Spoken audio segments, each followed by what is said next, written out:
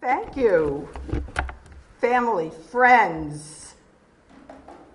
You're part of my family. You're included there. People I know from different areas in my life, and people I don't know. Thanks for coming. When this first came to my attention, I said, sure, I'll do it. I know the story. I know my mother's thing or whatever. And I started putting stuff together, and there's so much. There's whole lifetimes and of my parents, their parents, history, our lives. It was so much that I became obsessed with what I was actually going to do here. I have 100 slides. No, I have, there are about 20 slides. I'm hoping to go through them. And I've added, I've taken away, I've moved them around. This morning, I moved around slides. I added. So I'm hoping for the best. The first thing that I would like to do is hawk my mother's book. And you can get this book on Amazon in paperback for $15 plus shipping. You can get it here in hardcover for $20, and the money raised by sales of this book are going to hope to support what she has done here, to help her with some of the costs of this. So, since I have my mother's book in my hand, what I'm going to tell you is this book, she tried to write, not her story, because she told her story to my brother, my sister, and me throughout our lives. We always heard her story. It was never linear. It was a piece here, a piece there, a piece there, so almost impossible to put into some kind of perspective for us as children. But she tells her story in this book, which was not the original intent. Her original intent, when she started to write, was to keep her family close to her. She was the only survivor in a family of 12. It was a very close family. And she was so, I can't say afraid, she was concerned about losing her connection. She was the second born. She had an older brother. She was the oldest daughter. And between her and her brother, they really helped raise the other 8 children because her mother was always pregnant. So she started out wanting to just write about the children, her siblings. And every time she sat down to write, she ended up in the hospital. She would have an angina attack. It was overwhelming. Now, we as children never saw my mother cry. Ever, never, except for one time at the assassination of Martin Luther King. She broke down sobbing, screaming, they killed him, because the America she came to, this was not supposed to happen. So, if you're interested in my mother's story, it's in this book. I am not telling her story because it's her story, it's not mine. But what I will share with you, well, you'll get it as we go through. There will be times when I'll kind of reference, if you want to know this, get the book. Yeah. So, moving on from there.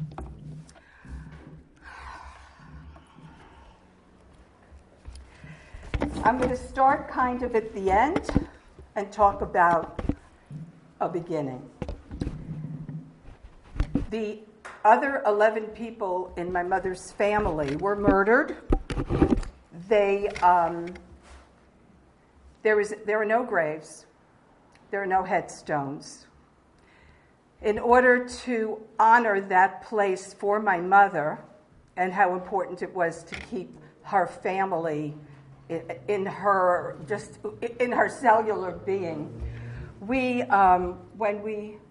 my brother, sister, and I made her headstone. You can see, and we remember Zahor, her parents, Pinchas and Shaindel. I'm named after Shaindel. Pinchas and Shaindel Hyatt, and all her siblings. So they have a marker. They are remembered. Now, as I went through this many, many times, I cried a lot. I may cry today. So bear with me.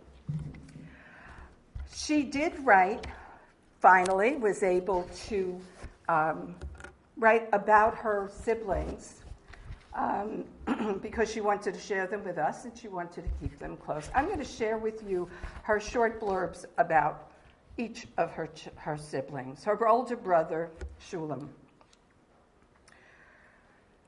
My older brother did not survive because of me.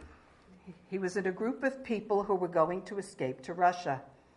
When he came home to say goodbye, I took the rucksack off his back and said, "You cannot go where we will not know where you are." The others left. He stayed, and I lived with that guilt all my life. Shulam and I, we were always the big kids. We did everything together.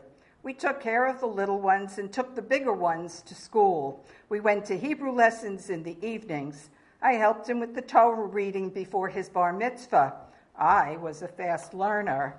We were very active in sports. I was quite a good soccer player. At 15, Shulam was the most popular boy in school. He was tall and handsome and a good dancer and singer. Everybody loved him. He helped everyone. He included everyone.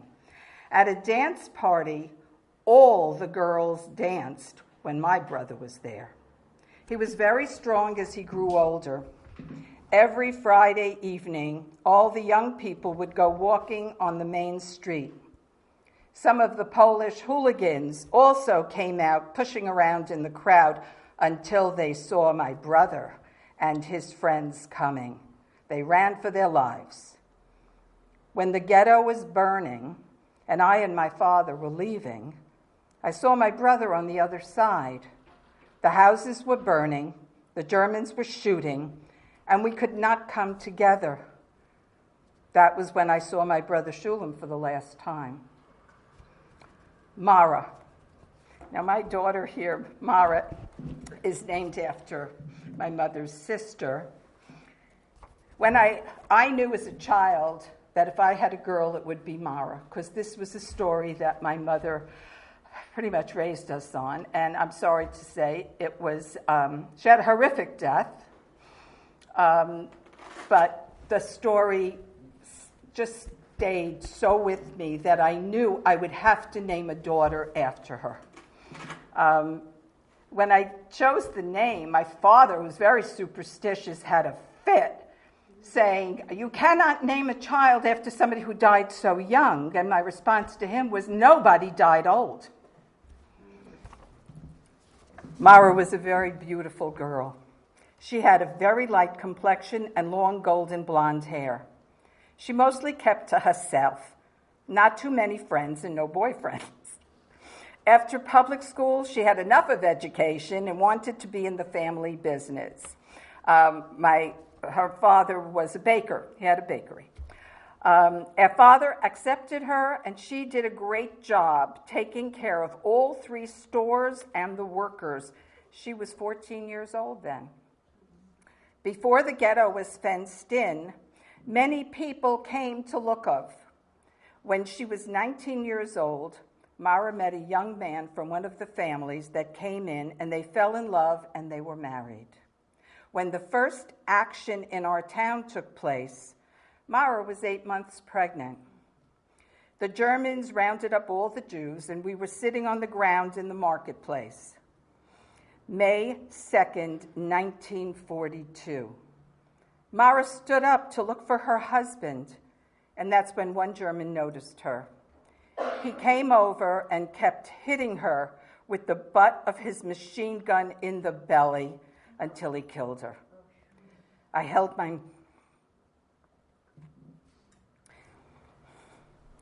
my mother tight that she should not see it. but I did. That horror still lives with me, Mara, my next-in-line sister. Frida, my third-in-line sister, was altogether different. Shy, quiet, very good-natured. Another mother in the family. She cared about everyone, worked very hard in the house and in the business. She loved to read. She helped the younger ones with homework and at play. She belonged to a religious Zionist organization where she attended meetings regularly. Her friends were mostly like her. They met only Friday nights and Saturday afternoons. All of us adored Frida, and my mother depended a lot on her. She kept our clothes in order and our shoes shining. I was her biggest problem. I ran around a lot. In the marketplace, all together to be deported, she took off her sweater and put it over my head. She said, "You will need it. You will be called out to work. I have to go with Mommy. She's going to need me." So much for a person who was one of the best people in the world, my sister. Yaakov Moshe. I remember my brother Moshe only from the time when he was about 10 years old. His reputation, a walking encyclopedia. He knew all the answers. A good boy, active in sports and games. He had many friends, and he always helped them with their homework. He was respectful to the older people whom he used to help all the time. Ever since I remember him, he was always helping the business. In Lukov, he was one of the 4 who remained in the ghetto after the first action. When the ghetto was liquidated, he was taken to Treblinka. In years later, I met some people who told me that a group of 5 organized an escape from Treblinka. 2 of them came through, and 3 died on the electric fence. One of them was my brother Moshe, one of my brothers. Feiga. Feiga was one of the 4 that remained in the ghetto. She was 12 years old, tall and beautiful. She looked 16. The ghetto police did not leave her alone. She did not go out much, and if she did, never alone. Young girls used to disappear for days. It was a dangerous place. She was a good girl, easy to be with. At the liquidation of the ghetto, which started at 5 o'clock in the morning, between the fire and shooting, everybody running, Feiga disappeared, and we never saw her again. Now that is as much as is known about my fourth-in-line sister. Hannah. Hannah was a small girl, pretty and always happy. She was always talking and demanded a lot of attention. Shulam and I often took her with us when we went out to meet our friends. Many times she was entertaining the group, dancing and singing. Her voice was outstanding. At the marketplace, she tried desperately to run away, but was always brought back again. How did she know that the place she was going to was so bad? My fourth sister. She would have been 62 years old now. That's based on when my mother wrote this, which was in the 80s. Joshua Wolf. I only remember him as a kid, clumsy, always trying to stay out of everybody's way. Mother used to give him a lot of attention. He was never sure if he was doing the right thing. My oldest brother used to take him along many times, even when he was out on a date. During the war, he was hiding most of the time. He was scared. During the action, he was sitting near my mother. I don't think he realized what was going on. He was taken to Treblinka with the rest of the family, my poor, innocent little child brother. Meyer Yehuda, my little brother, fourth in line. What did they do to him in Treblinka? How did he die? He was so afraid to go outside. How much can I remember about him? I remember one time when he went out and did not come home until dark. We were desperate, but could not go out to look for him. There was danger in the street. He came back late at night scared. He couldn't even cry. There were Germans on the street and people running. The little boy was hiding in a doorway for many hours, and when it got dark, he came home. He never went out again. Azriel Noah, the baby. Everyone took care of the baby. Big brother carried him on his shoulder when going out with friends. I remember little Nochele, small round face, big dark eyes, a good baby. Now, I am not naive. I am not stupid, and I am still asking why.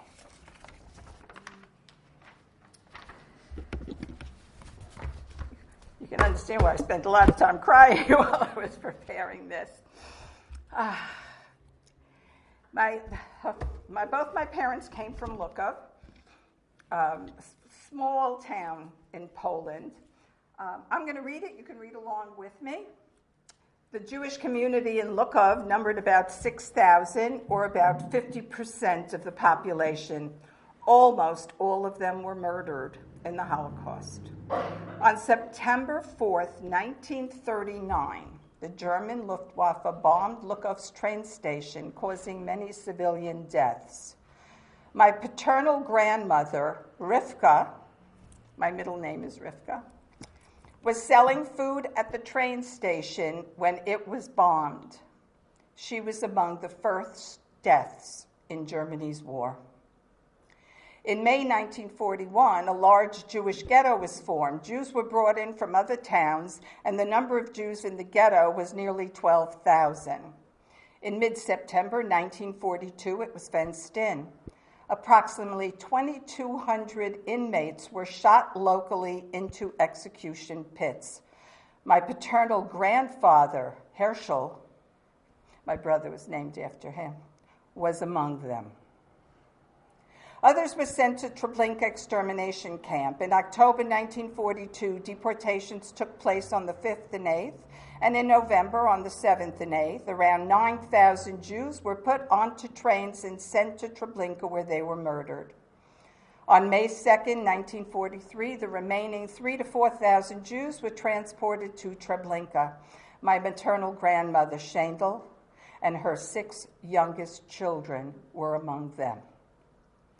Only about 150 Jews of Lukov survived the Holocaust, mostly in Russia.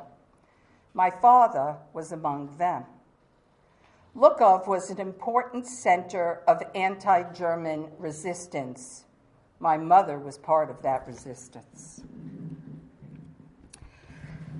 Rivka, now you can tell my father's family was Orthodox. They were they were religious, they were observant. Rivka, my father's mother, she was the one who died in the very first bombing when Germany invaded Poland, dropped the bombs at the train station. She was among the dead. The other picture is my dad's father, Herschel. In the middle is my dad, probably as a teenager, and his sister, who was a couple of years older than him. This is my mother's side of the family, the baker. Very progressive, as you might tell by Shain's portrait. They approached life, Jewish life, very differently. You have no choice. You were kosher because the butcher was kosher. They went to shul, he did, but Shabbos B'Nacht, Friday night, when he closed the bakery, he took a shower, he got dressed, he grabbed his wife, and they went to the movies. And when he was questioned about it, he said, God knows how hard I work and that I need this. They were also very involved in bringing theater and culture into the town. They had Molly Piquant staying in their house. This was the cultural life that they were part of, in spite of the fact that she was either always pregnant or somehow they managed to do it all. This is, now you might ask, how do we have these pictures? My mother's, actually Shain's sister, emigrated to England. She lived in London in the 1920s. So letters would go back and forth and pictures would go back and forth. So in the 1960s, my mother and my sister, who was 14 at the time, went to London and they were given pictures of the family that we would never have had if they had not left Poland earlier. The picture on the right is Shandel and Pinchas, and 7 of their children. Next to Pinchas is Shulam, the oldest brother. Next to him is my mother. And you look at her face, you can tell she was a troublemaker. She really was. And her sister, Mara, the 3 oldest. She is pregnant here with her 8th child, and afterwards she will have 2 more. These were pictures that my mother got when she was in London. That is her brother, Shulam. They were very, very close. And she's the one sitting on the wall, of course. And there's plenty of stories about the troublemaker that she was, but you can learn more about that by getting the book.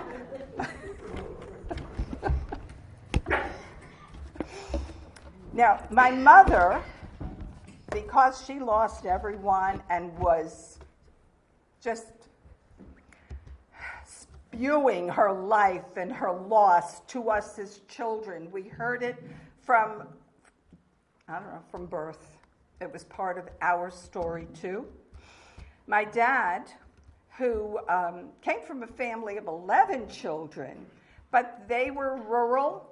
They rented an orchard from a Christian woman, and they ran the orchard. So they did not live in a Jewish neighborhood. They actually lived in a Christian neighborhood. And they were, as I said, they were religious. And poor.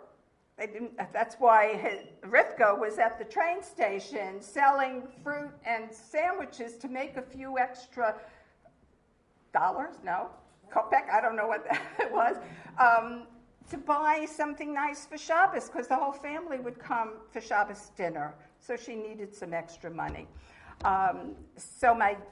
They lost a number of children just from childhood disease. One brother had a brain tumor. One sister had a bad heart when very young, died. So my father and 4 of his siblings survived, basically because they were in Russia.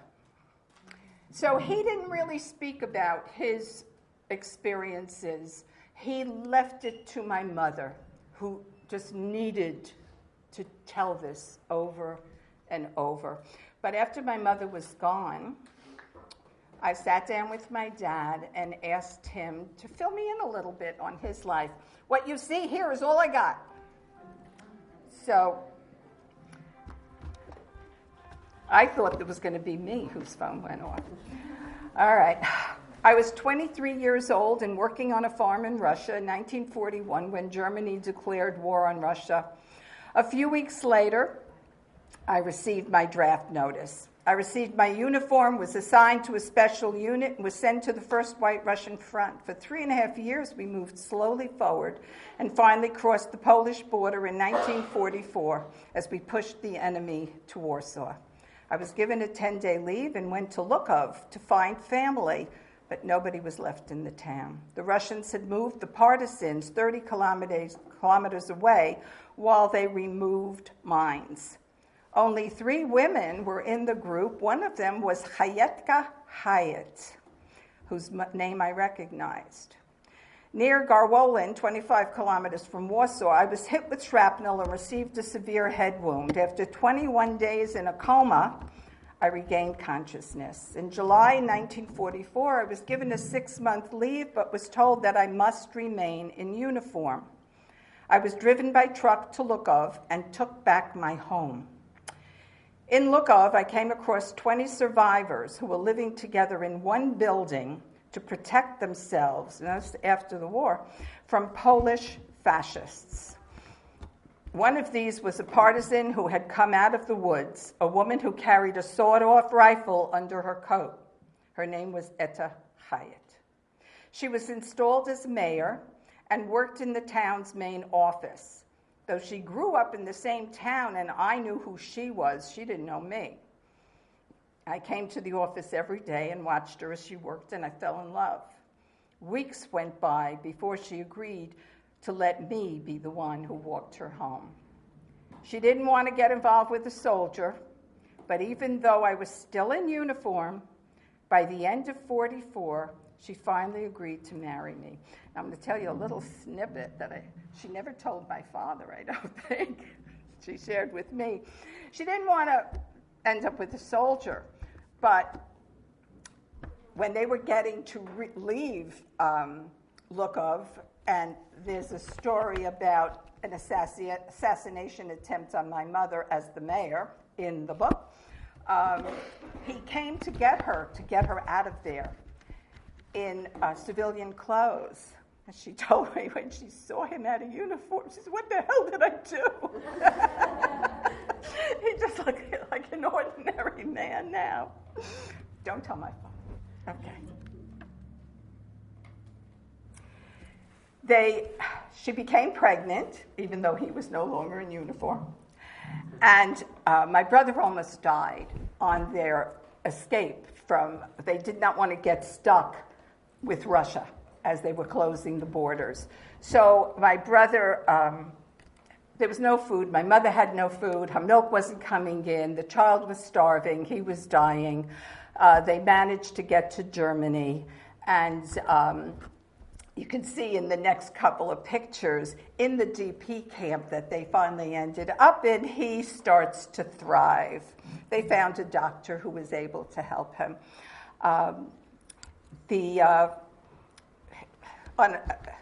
Not really an aside, but they were in a DP camp in Germany, and Eisenhower came to the camp looking for somebody with military experience, and he tagged my dad to open up another camp. So my dad was responsible, took my mom and my brother, and opened up a new camp, and they lived an amazing life there. They opened up a restaurant. They had parties. They had a life for them. They were able to celebrate just being alive. And I was born in that DP camp. That's my birth certificate, as much as you can make out. Shaindl Rivka Vrubel. I was born in April. And then in June, because they had no papers, in June, the American government, United States, gave them these certificates in lieu of passports so that they could emigrate to the United States. They were finally able to go in August. I was 4 months old when they traveled 3 weeks in a ship. I won't go into won't even go there.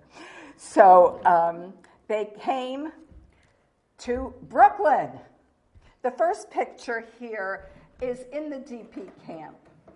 That dress that I'm wearing there, I had for years. And until it was moth-eaten, I kept it. Somehow it just stayed with us as I got older. The picture in the middle, I love it because it shows my mother's braid, which she had, and that braid saved her life. Her life was saved many, many, many times. It was in danger many times. All those times are in the book.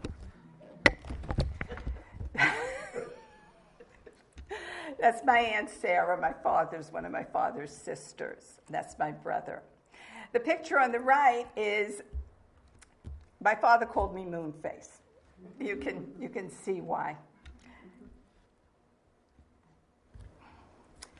My brother and I, Hirsch Robel, Shaindl Rivka Robel, we had alien registration cards as children.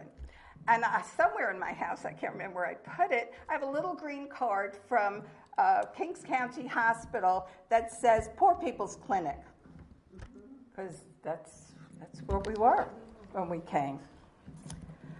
My father was given a loan of $2,700 in which he rented a store, opened a grocery store, and was so proud. They were so proud. My mother and father worked so hard. We lived in one room behind the grocery store.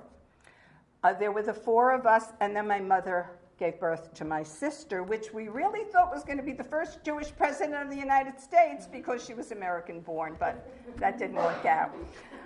And he was so proud that they worked hard and paid it off in 3 years. They were grocers. I love the middle picture, just the adoration my brother had for my mother. I look at this, I just love the look on his face. Can you see that? And I believe that's a picture of a weekend or something where we came up to the Catskills to get out of the city for a few days. My parents became citizens in 1953, after they were here for 6 years. Based on their citizenship papers, my brother and I were able to become citizens. I was 12, he was 13. We were not citizens until then, 1959.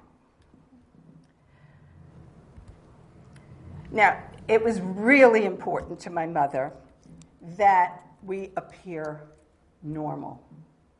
We're the laughs.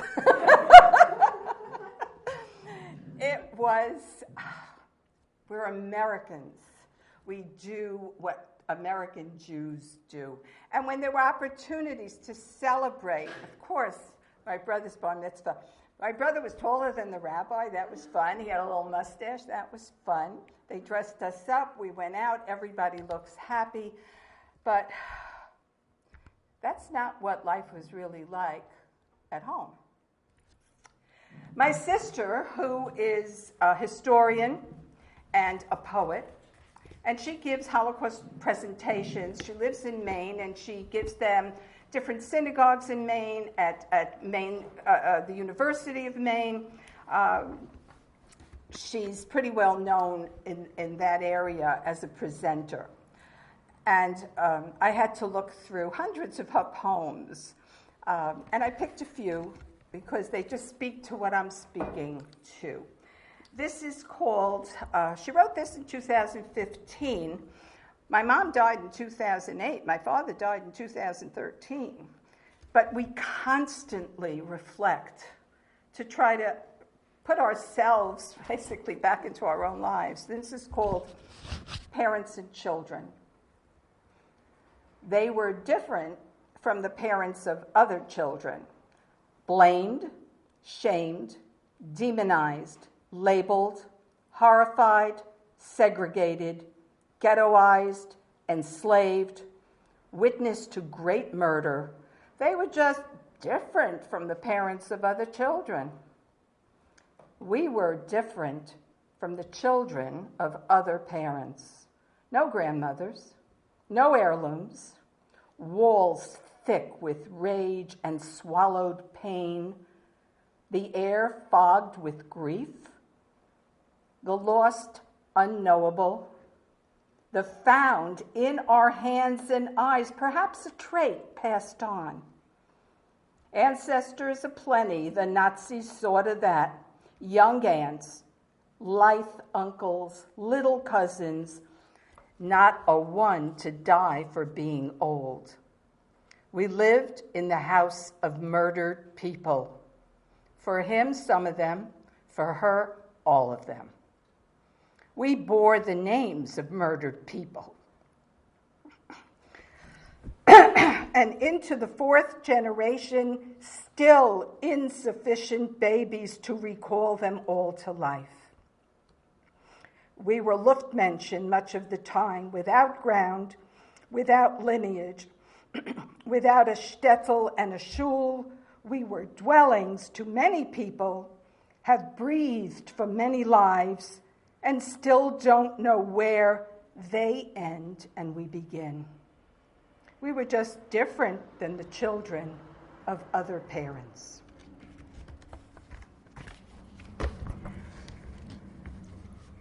My father hated being in the store. He grew up on an orchard. He was stuck inside. This was not, but they worked hard. He put together some money, and he went out to learn how to be a builder. Left my mother in the store, a two-man store. She worked it herself for 2 years while he went out and learned a different craft. This was one of the houses that he built. A blueprint that we still had a picture of. And he was actually in the Staten Island Museum because of the wonderful buildings the people who adored him. I took him many years later. My parents were in the backseat. We went to Staten Island to somebody's unveiling, I can't remember why we were there. We went to the cemetery. That's where my parents are buried as well. And my father said, as I'm driving home, he goes, "Turn down that street." I turned down the street. He goes, "I built all these houses." And there was a man out in the street, and he stopped him, rolled down the window, and he said, "Are you one of the original owners? You live here?" And he said, "Yes, yes. Everyone on the block is original owners. They were built decades, 40 years before that, maybe 50, I don't even remember, but many decades before." And so my father said, "How's the house holding up?" He goes, "Fabulous. The only thing I've ever had to do is change the roof at 30 years. And then he starts yelling out, calling to the other neighbors, "Henry's here!" And people came out to greet him, to thank him. It was, as the kid, you don't know these things about your parents unless something like this happens. With my father becoming finally successful as a builder, my mother could get out of the store and become who she was meant to be. She involved herself in Jewish fundraising efforts. She was a fabulous fundraiser. My parents were nowhere near as wealthy.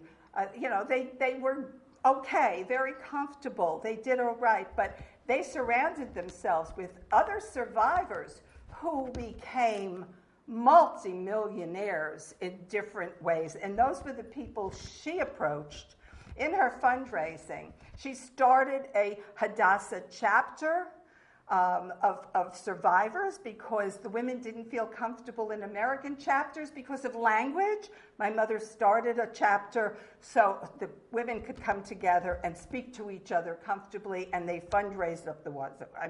Every year they went to Hadassah National and said, "Raise our quota." Read it in the book. Anyway, so she went to Israel. She ran events. And you can see, she hung Elie Wiesel, Rabin, Leah Rabin. That picture of her behind the mic at the podium, that was her in her glory. I was tagged quite often. My mother somehow thought maybe I would follow in her footsteps. There's nobody following in her footsteps. But I got tagged quite often to introduce her at events. So there was once I actually, I don't know if you know the name, Colette Avital. She was the Israeli consul to New York City. I introduced her at an event that was a national event. My mother would make sure to drag me into these things. And that was about 30 years ago. But in 1987, my mother was being honored by Israel Bonds, and I had been asked to do the toast. A couple of weeks before this scheduled event, something took place between me and my mother that we kids would never, ever have done before. I mean, we got into trouble. We got, all of that normal kid stuff. But we knew, as strong as iron as my mother was, that there was a fragileness. There was a place you did not go. You protected her. You protected her because she was, there was a quicksand underneath her. But she and I, when I was 40 years old, it took me 40 years to push back so hard against her that there was a breach between us that lasted about 5 days. It couldn't last longer. But I was tagged to do this toast, and we were not okay, she and I, at that time. We're at the event. We're sitting at the dais. I'm sitting next to my mother. I can feel her tension because she doesn't know what I'm going to say. She's worried. Because I could be an idiot, you know. It wouldn't be the first time, wouldn't be the last time. So I happened to keep a copy of my toast to my mother. Today is a very special day for our guest of honor, my mother, Etta Robel. Many of you here are aware of her involvement in many worthwhile causes. She has demonstrated time and time again her boundless energy, her generosity, her intellect, and her uncanny ability to inspire others, not only on behalf of Israel Bonds, but many other organizations and institutions that benefit the Jewish state and the Jewish people. Knowing that I was to speak here today presented me with somewhat of a dilemma. How does one choose from a whole lifetime an outstanding characteristic or highlight? How does one separate the lady from the mommy? In thinking about the conversations with my brother and sister about our mother, there are main themes that emerge over and over that impressed us as children and continue to do so now. Those outstanding characteristics are her great personal strength and a very basic sense of humanitarianism. Her strength was a strength that enabled her, together with my father, to rebuild a shattered life. It has never ceased to amaze me that while dealing with her own indescribable pain, she was able to not only give life and love and care, but to do it with an incredible zest. And her humanitarianism is evident in the respect shown her today. She is to her children a model we can only hope to emulate. Mommy, I love you. Please rise and join me in a toast to my mom, Etta Robel.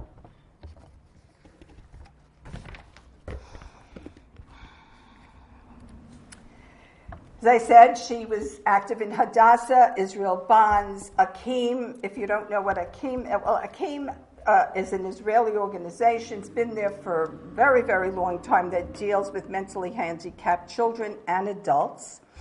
They came to her here because she was an amazing fundraiser. Like I started to say, she surrounded herself with very, very wealthy people. And when she was at an event, she would... And people knew that my parents didn't have the kind of money they did, but she would do something like, I'm pledging $15,000. You, 50. I want 50 from you. And she would get it. She knew how to do this. She really did. So, my sister wrote this picture on the right. The pictures you may have seen, the smile on her face in the DP camp when she had her 2 children in her lap. Growing up, we never saw that smile again. It did not exist in our lives until that point in her life when she was in all her glory, doing what she was meant to do. Poem by my sister called My Mother Dances at Weddings. Out of the whirlwind, my mother's feet. Out of the dust, my mother's dance. 1 bourbon, that's all it takes to get her to move her hips to shake. She leads the ring around the floor, dance for herself, and so many more. The bride, the groom, a bar mitzvah boy, she exhales her blessings, inhales their joy. There is no burying any part of grief, so she steals these moments, a happiness thief. She taught me life is precious. She showed me the world is open. She practiced human dignity and preached a classless regard. She walked with power, but rejected its meanness. Seen by all as a will of iron, some photos might show her gentler and more fragile soul. My mother dances at weddings, kicks up her cracked and ancient heels, forgets the aching in her joints, loses the tightness in her chest, and casts off the shortness of her breath. Where the road does fork and we must choose, she follows the bridal train and not the graveside path. This is something I wrote, because once every decade, I write something. My sister is the poet, the historian, but every once in a while, I jot something down. This was written quite a while ago. My mother told me her story. As a child, that's what it was to me, her story. What I understood was that being Jewish was being part of a peoplehood in which there was loss. Loss of home, loss of mother, father, sisters, brothers, loss of everything that kept you tethered to the earth.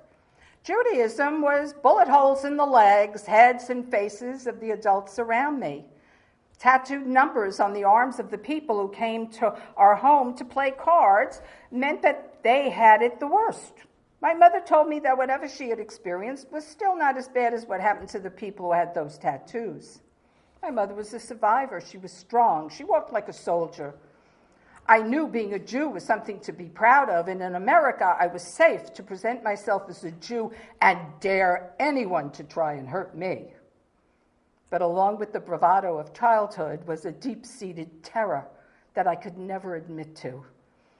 But of course, the terror had to come out somehow, and it did, as anger, as rage, the only deep emotion that was accessible to me. Learning to give up the terror and rage left me with a vacant place. Oh, sorry, I skipped. Then I had my own children. The rage frightened them. And I had to come to terms with how I was going to save my children from the terror and anger that I lived inside me but wasn't really mine. Learning to give up the terror and rage left me with a vacant place in my connection to Judaism. My public school was closed on Jewish holidays, but I didn't really understand what the holidays were about since I wasn't given a Jewish education. I had to dress for the holidays, but wasn't expected to actually enter the shul. If I was to distance myself from the deep emotional connection to death and loss, what was going to link me to being Jewish? It wasn't until my son had to write the speech for his bar mitzvah and we discussed his Torah portion that I came to see that this learning could be fascinating.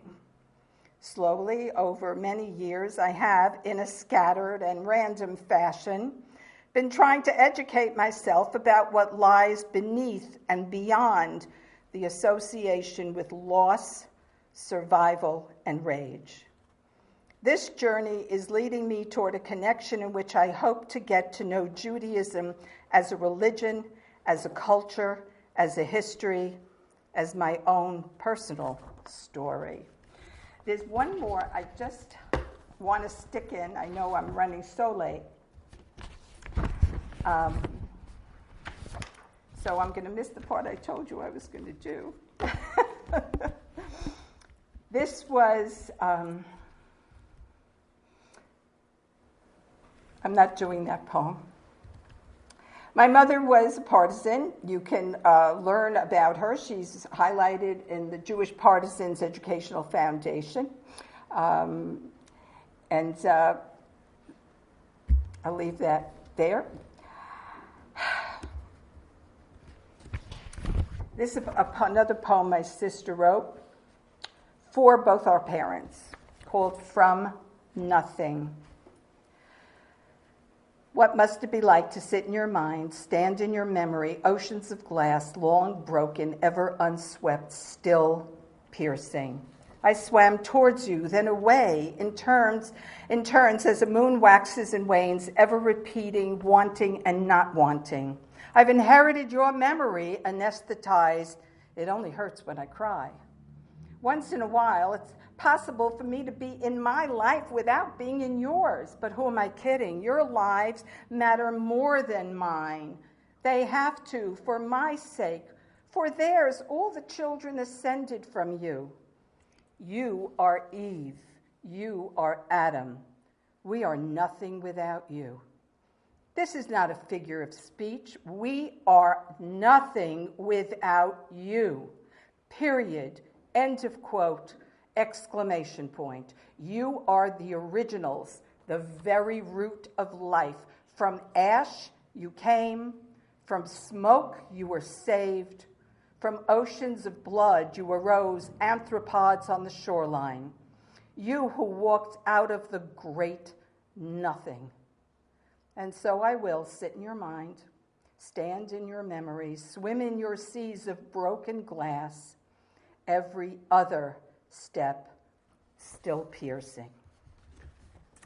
I'm going to do one more thing. My mother is a partisan, went to meetings of partisans, groups, and they always ended their meeting with the partisan song. This is Theodore Bickel. A little difference. The words are there. You can read along. You can read the English. The grayed out one, he doesn't sing that stanza, and if you want to follow it, the second half of each stanza is repeated. Never say that you've walked the final way, though leaden skies obscure the light of day. The hour we longed for will certainly appear, and our steps will proclaim we are still here. Sag nicht keinmal, als du gehst dem letzten Weg. Gott Himmel bleibe, verstellen neue Tag. Kommen wird noch unser ausgedenkte Schon. Es wird abbeugt von unser Kopf, wir seinen da.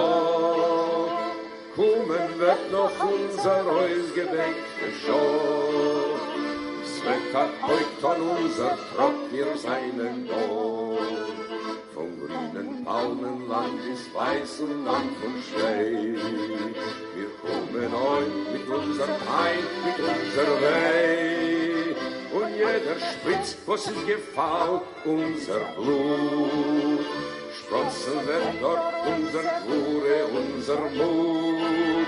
Von jedem spritzt, was ist gefallen, von unser Blut. Sprossen wird dort unser Glure, unser Mut. Das Lied geschrieben ist mit Blut und nicht mit Blei. Es ist nicht kein Liedl von der Vögel heute frei. Das hat Erfolg zwischen fallendig gewinnt. Das Lied gesungen mit Naganes in die Hände. Das hat Erfolg zwischen fallendig gewinnt. Das Lied gesungen mit Naganes in die Hände. Da sag nicht keinmal, als du gehst dem letzten Weg. Gott Schimmeln bleibe, verstellen neue Tag. Kommen wird noch unser ausgedenkte Show. Es wird abbeugt an unser Trott, wir seinen da. Kommen wird noch unser ausgedenkte Show. Es wird abbeugt an unser Trott, wir seinen da. My mother said the best revenge was that they lived, they had children, and still to this day we have not come back to the same numbers that we were when the war started. Thank you.